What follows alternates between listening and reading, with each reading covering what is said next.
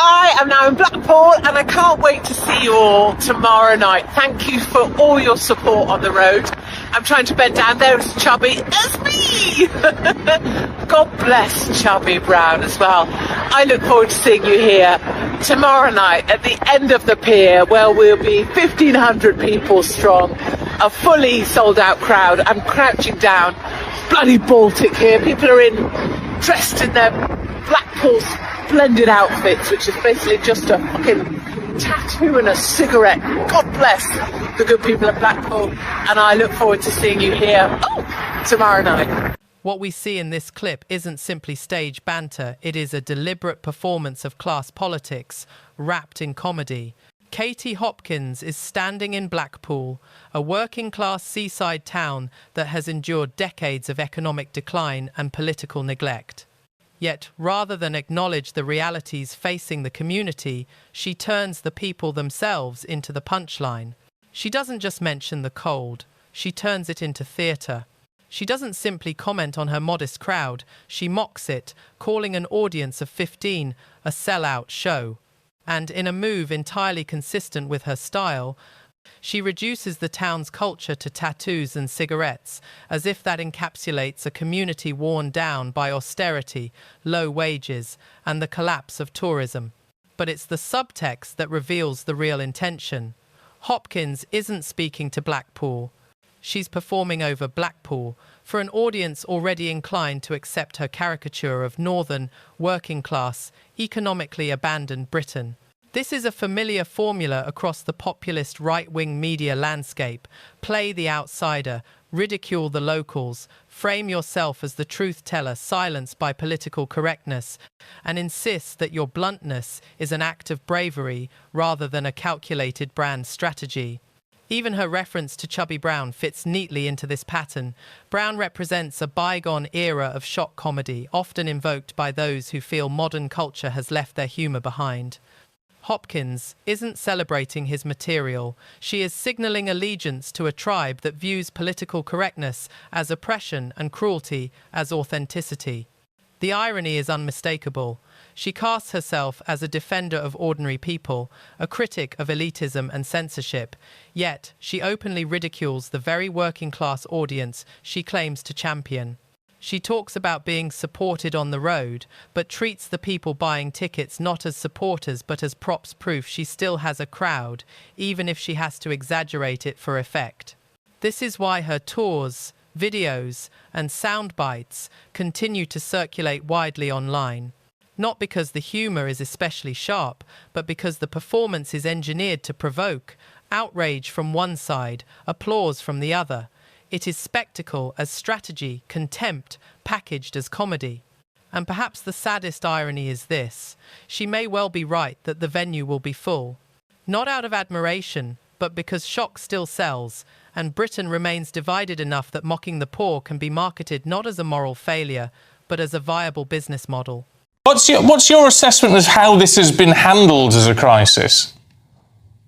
Well, I think it's being handled as a crisis. They've been pushed into handling the crisis. I think the crisis that Andrew created has been going on for years upon years upon years. I've just finished Andrew Lowney's excellent book entitled, and of course, I remember the 90s, but I've forgotten about the sort of soap opera that was Andrew and Sarah Ferguson, his wife. And of course, if you read that book and see how it documents the largesse, the entitlement, the ego, he has always been a danger. The palace has treated him as a manageable complication. And if social media and the proliferation of media existed in the 90s, I would doubt very much whether or not the monarchy would exist in the States. He had the protection of his mother, of course. But I think what's happened recently is that the noise has grown too big. And as each email has been leaked about his connections with Epstein.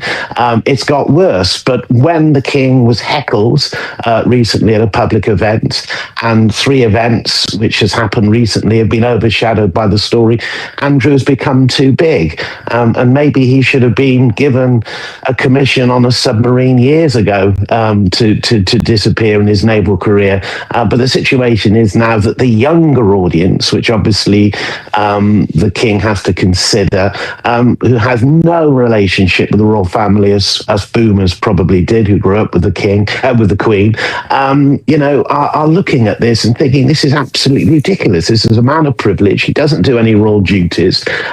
He's still on his jaunts. He's all generating money for himself through his influence in the royal family. And what the hell is happening here? So I think it was a gesture to save the crown, frankly. And I think that they've acted ruthlessly to cauterize his wound. And I think, people out there, the polls suggest that they're happy. Whether or not the long-term damage that he's done still sits there, I don't know. But certainly they had no option but to take this drastic action, which they've done, I think, particularly well. I mean, it was the king who ultimately made the move, and it's a brutal move to strip him of all his titles and everything. But we are told, there's no doubt, there's briefing going on, that Queen Camilla fully supports the king in that, and that clearly Prince William wants to clear. He wants a clear blue water between the awfulness of Andrew and the past for when he becomes king. He just doesn't want him around. He wants rid of the whole subject. Rightly so. I mean, it is the royal family, and the royal family probably sit down and talk about the family. I think we all can empathise with the fact that there are within all our families, perhaps, things that happen that are personal to the family. And of course, with the monarchy, it's in full sight. So I'm sure there would have been a discussion. And look, it must have been difficult for the king. This is his brother, for goodness sake. They're 4 or 5 years apart, aren't they? I don't know the maths. They grew up together. But Andrew did have the support of the Queen. She protected him for so long. And of course, now, the king is not going to have the same reign as his mother. And of course, William is looking at what he's going to inherit. And the monarchy has to be a modern monarchy. It can't be a monarchy that existed in the 50s and 60s and 70s. We're a different civilization now, if that's not a grand thing to say. But, I think that there are much more, shall we say, prescient issues that a younger generation focus on, either good or bad, and I think they've got to make the royal family relevant. It's been slimmed down, but when you look at other members of the royal family, Anne and Edward, they do astonishing work for this country. The royal household, the monarchy, has amazing soft power in the world. So how this man who claims to be loyal, who's done so much damage to destroy the integrity of the royal family using his privilege, I'm astonished it hasn't gone before.